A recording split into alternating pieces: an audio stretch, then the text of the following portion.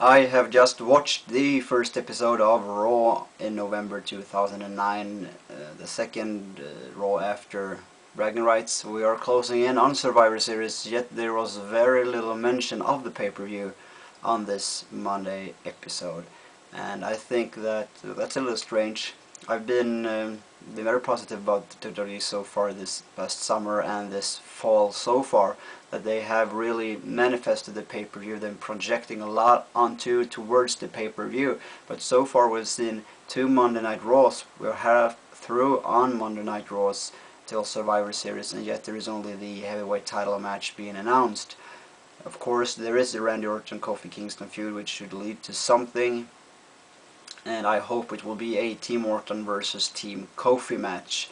They had the Randy Orton versus Kofi Kingston match tonight on Raw, which I thought was a strange announcement, but I also believe that this was not going to go on for a very long while. It's going to turn into a turmoil, and it's going to simply degenerate. And that's exactly what happened. The match, Orton almost got himself disqualified early on in the match, and the referee later couldn't maintain the control as Legacy came out, and the match was made into a 6-man tag team match featuring MVP and Mark Henry joining sides with Kofi Kingston, and they end up winning that match with Mark Henry power slamming Cody Rhodes to the mat. Overall, this was not as good as the 2 previous weeks of Raws, but it was still a good, very entertaining episode of Monday Night Raw. We had a special guest host of Ozzy Osbourne and Sharon Osbourne, who did a good job, I believe. You knew quite apparently they are both very good actors. They are, compared to the NASCAR drivers, Bush and Logano, they are very comfortable standing on a stage, being viewed by thousands and thousands of people, and they don't have a problem with that. However, the problem was that they didn't always knew the wrestlers' names, such as Evan Bourne. His name is Evan Bourne. And I believe for the second week in a row, Kofi Kingston got nailed in the head. After being called Kofi Johnson last week, it sounded like Ozzy's wife called him Kobe Kingston. So it ain't easy to be Kofi Kingston these days, despite his receiving a big push. I like the opening segment. This is a big deal. Ozzy Osbourne perhaps is one of the biggest deals so far as a special guest host in the media world, and this is nothing but good for WWE to get this kind of publicity, along with a well-renowned and infamous artist like Ozzy Osbourne. So also, yeah, I like the opening of the show. They were in the ring. You had The Miz come out, you had Big Show come out, you had Legacy come out, and I think, well, this is a fresh thing, because normally we always see D-Generation X, and we always more or less see Chris Jericho being the evil balance counterweight to the guest hosts. But I thought this is a fresh thing. But then D-Generation X comes out, and I'm a big fan of Triple H, but the recent week he has become somewhat unbearable. I mentioned it before, him burying Team SmackDown by making a mockery of Great Khali. Yeah, Great Khali is no good wrestler, but there's still no need to bury him and the entire SmackDown talent, instead of praising and raising the Raw talent going into Bragging Rights.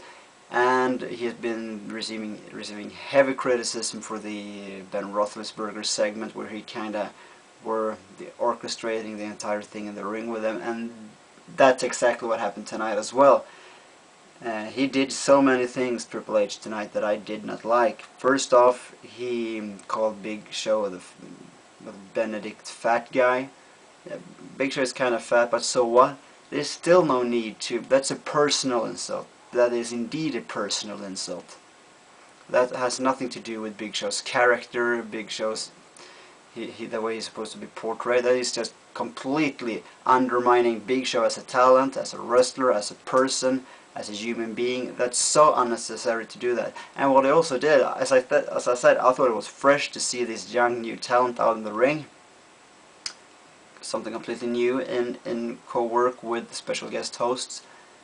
But yeah, what Triple H says, we had to come out and save the show from these rating killers. And I don't know about you, but I like mid-card wrestlers. I like seeing Legacy in the ring. That's the future of the business, as long as the Miz. Miz has been growing a lot on me over the last 6 months, and there's no need to say such a thing, because that's also kind of implicating that these wrestlers are not enough on a personal note, that they are sucky as characters and wrestlers and simply can't carry the company. That's what he's implying by saying such a thing. And the thing he also made the Osbournes look like complete puppets. That's also diminishing their authority, having Triple H whisper in their ear what kind of matches they were going to have, and they did exactly as he told them. He did exactly as he told them. And in recent weeks, this special guest host thing with WWE has started to look more like Triple H's ego boast trip, and I don't like that. He is above that. He doesn't need to do that every damn week. He doesn't need to insult the other wrestlers. When is someone ever going to make fun of Triple H and get the best of Triple H? I wonder, when is that going to happen? When is someone really going to knock Triple H on the head? But however, I'm split tonight, because as we watched the main event match, we watched a triple threat match, very interesting, a mix of the two triple threat main events from Survivor Series, as we saw John Cena wrestle both Chris Jericho and Big Show in a triple threat match, of course orchestrated by Generation X. But in this match, Jericho, Jerry Show, Big Show, Jericho cooperated very well, and they prevailed in this match. They won. And Triple H, Shawn Michaels doing the commentary, entered the ring and got knocked out. Shawn Michaels got knocked out, and Triple H got hit with a code breaker. So they kind of got Jerry Show over there, which is, of course, good. So doing that thing, it makes hard to say that they completely do a bad work this night, because they actually put the tag team champions over in a very decisive way. Still, the generation, I remember one episode where Miz and Morrison several years ago got enormous heat for doing a bad job on the commentary team. They completely took over, and there was no attention paid to the match. That's exactly what happened tonight. D-Generation X completely took over for like 75% of the time of the match, and you really didn't. Do you remember the match? If I ask you people that, do you remember that match, or do you mostly remember what Triple H and Shawn Michaels said while trying to be funny and having their dialogue going on with the commentators, trying to overcome the other with a good joke? What do you remember of that match? Because I really don't remember that match very well, because they kind of stole the show, and that's a very ugly thing to do, I believe. However, overall, I think this was a good Raw. I think the Raw's Got Talent thing was amazing. Santino Marella, I'm not that big fan of him. He's a clown, funny. But the thing that I liked the most was the Chris Masters thing, because it was so, how could you see that coming? The thing is, when Chris Masters did this titty dance, peck dance, whatever you call it, he looked so serious, he looked so focused, and that's what made it so funny, because to him it was serious business, while to most others it was just a hilarious gag. Great stuff. And it was good matches. The Miz really looked strong, defeating Evan Bourne again. I don't know how many times he has defeated him. A lot of times. And as I said, they really now need to focus more on the Survivor Series coming up, this big pay-per-view.